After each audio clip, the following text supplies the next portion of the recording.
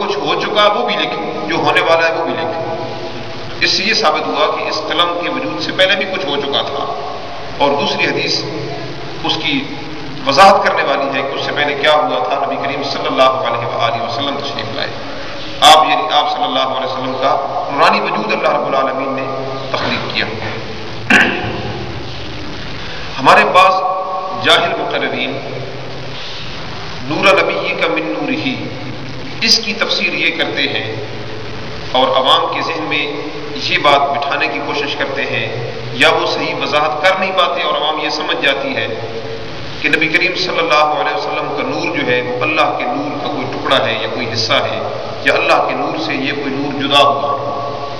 یہ عقیدہ خالص مشرکانہ عقیدہ ہے۔ اللہ رب العالمین کا کوئی جز نہیں ہے، نہ اس سے کوئی جز جدا ہوا ہے۔ نور نبی کا من نور ہی کی جو صحیح تشریح کی ہے وہ علامہ کاظمی شاہ صاحب رحمۃ اللہ علیہ نے اپنے رسالہ میلاد النبی کے اندر کی ہے۔ انہوں نے فرمایا ہے کہ اس کا یہ مطلب ہے نور نبی کا من نور ہی، تیرے نبی کے نور کو اپنے نور سے پیدا کیا، لفظ یہ ہے، لیکن اس کا مفہوم یہ ہے کہ نبی کریم صلی اللہ علیہ وآلہ وسلم کا نور اللہ رب العالمین کی ذاتی توجہ سے پیدا ہوا ہے، درمیان میں کوئی چیز وسیلہ نہیں بنی۔ باقی جس چیز کا بھی وجود ہے اس کے لیے کم از کم ایک وسیلہ تو موجود ہے، رسول اکرم صلی اللہ علیہ وسلم والا۔ اس کے بعد آگے مختلف درجے ہیں، جیسے ہمارا یہ جسمانی وجود ہے، اس کے لیے مٹی وسیلہ بنی ہے، ہمارے ماں باپ وسیلہ ہیں، پھر ان کے ماں باپ، اور یہ سلسلہ بہت آگے تک چلا جاتا ہے آدم علیہ السلام تک۔ تو اس طرح یہ بہت سے وسیلے ہیں، براہ راست یہ وجود نہیں آیا بلکہ بہت سے درجوں سے گزر کر آیا ہے۔ لیکن رسول اکرم صلی اللہ علیہ وآلہ وسلم کے جو نور کی تخلیق ہے وہ براہ راست اللہ رب العالمین کی ذاتی توجہ سے ہوئی ہے، درمیان میں کوئی اور چیز وسیلہ نہیں بنی۔ یہ مطلب نہیں ہے کہ اللہ رب العالمین کے نور سے کوئی نور جدا ہوا ہے۔ اللہ رب العالمین جو نور ہے وہ بے مثل نور ہے، وہ ایسا نور نہیں جس کو ہم یہ کہہ سکیں جیسے لائٹ ہے یا روشنی ہے، ایسا نہیں ہے۔ لیس کمثلہ شیء، اللہ رب العالمین نے فرمایا اللہ کی مثل کوئی شے نہیں ہے۔ پوری کائنات میں کسی چیز کے ساتھ اللہ رب العالمین کی وضاحت نہیں کر سکتے کہ اللہ اس طرح ہے۔ اللہ نور ہے، کیسا نور ہے اس کے بارے میں ہمارا عقل، ہمارا وہم، ہمارا گمان کام بھی نہیں کر سکتا۔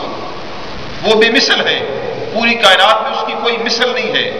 اور بعض علماء نے یہ معنی بیان کیا ہے کہ اللہ نور ہے، اس کا معنی یہ ہے کہ وہ خود بخود موجود ہے۔ اللہ خود بخود موجود ہے اور باقیوں کو موجود کرنے والا ہے۔ اللہ رب العالمین کے نور ہونے کا یہ مطلب نہیں کہ وہ کوئی لائٹ ہے یا کوئی روشنی ہے یا اس طرح جیسے جس آنکھ سے ہم دیکھتے ہیں اسی نور کو۔ اللہ رب العالمین بے مثل ہے، تو اللہ رب العالمین کے کوئی اجزاء نہیں ہے، نہ اس سے کوئی نور جدا ہوا ہے، نہ کوئی ٹکڑا بنا ہے، بلکہ اللہ تبارک و تعالیٰ کی ذاتی توجہ سے اور ذاتی فیضان سے اور بغیر کسی واسطے اور وسیلے کے رسول اکرم صلی اللہ علیہ وسلم کا نور تخلیق ہوا۔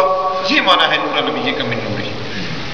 اس کی تائید ہم ایک اور حدیث سے کرتے ہیں کہ ہر جگہ جو من کا لفظ ہے یہ جز یا ٹکڑے کے لیے نہیں آتا۔ رسول اکرم صلی اللہ علیہ وآلہ وسلم کا ارشاد گرامی ہے کہ حسین منی و انا من حسین، او کما قال علیہ الصلوۃ والسلام، فرمایا حسین مجھ سے ہے اور میں حسین سے ہوں۔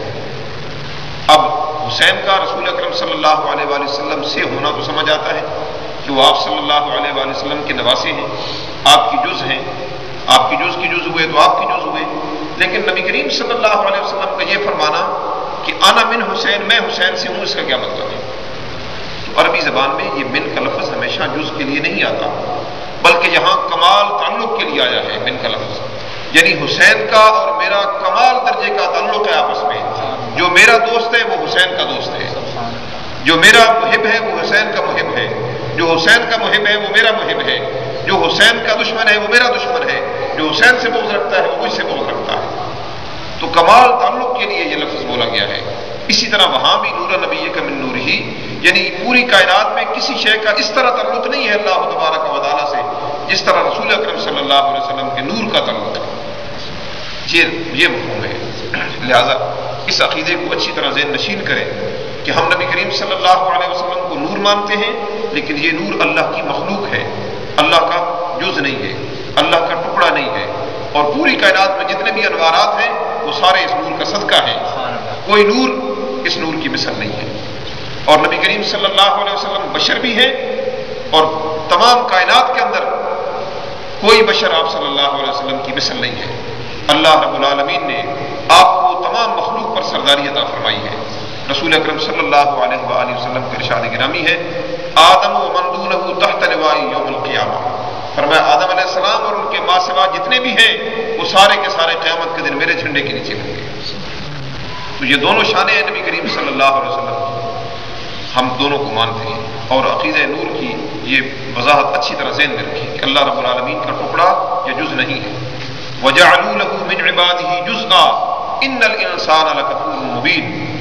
اللہ رب العالمین نے فرمایا کہ بعض لوگوں نے اللہ رب العالمین کے بندوں میں سے اس کا کوئی جز اور ٹکڑا بنا لیا ہے، بے شک انسان کھلا ناشکرا ہے۔